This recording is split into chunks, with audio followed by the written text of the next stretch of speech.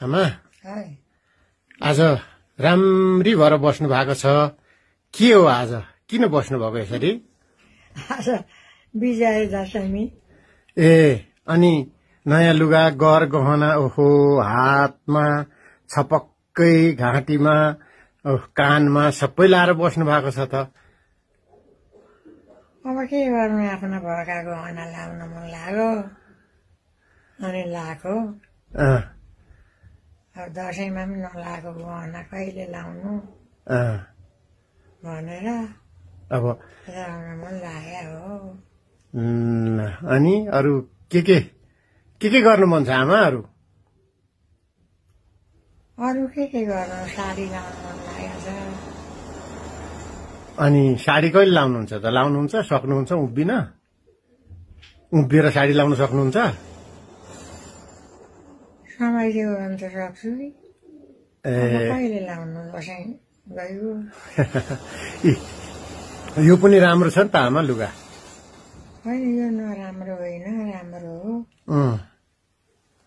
तर मैले धरानबाट नयाँ साडी किनेर ल्याएको। कहाँबाट ल्याउनु भएको थियो अरे? धरानबाट। लाउनु पाउनु भएको छैन?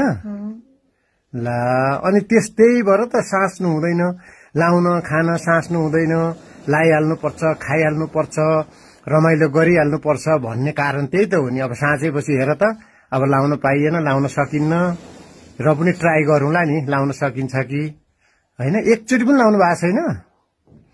कसले किन्नु भएको अरे धरानमा? देविकाले अलि राम्रो महँगो किनेछि, मैले अलिकति 4-5 हजारको किनेको। ए ए ए ए त्यही त, त्यो पनि लाउन पाएको भए हुन्थ्यो है आमा। हुन्थ्यो नि। अब हेर्नु त, अब यी कोरोनाले गर्दाखेरि कोही पनि टिका लाउन आउन नपाउने अरे। अब यही माइलो र माइलीलाई लाउनु पर्ने भयो। अब सबैको आशीर्वाद पनि हामीलाई पनि दिनु पर्ने भयो। आशीर्वाद त बोक्न नसकिने भयो जस्तो लाग्छ त आमा। जेठो छोरो पनि चाहेको हो कि क्या होइन अरे, नआउने अरे भन्ने सुने मैले। हो? खोइ त्यसै भन्नुभयो अरे, उता अमेरिकाबाट पो सुनियो त त्यो कुरो त। ए ज्वरो आइराखेको छ अरे, दाजुलाई पनि ज्वरो आइरहेको छ अरे, भाउजूलाई पनि ज्वरो आइरहेको छ अरे। अब यो भिडियोबाटै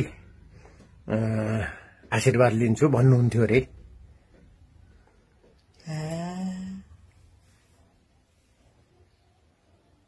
अनि